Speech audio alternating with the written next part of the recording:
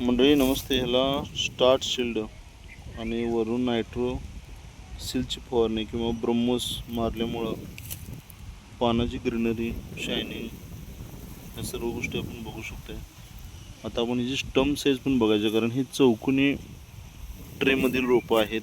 ही कशी काम करते ते पण आपण थोडंसं चेक करूया.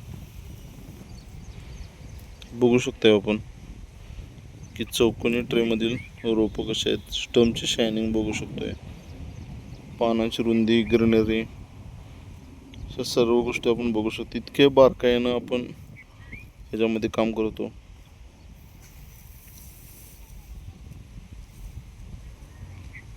पुष्पंडरी हायटेक रोपवाटिका. स्टम्प साईज वगैरे पण आपण बघू शकतो.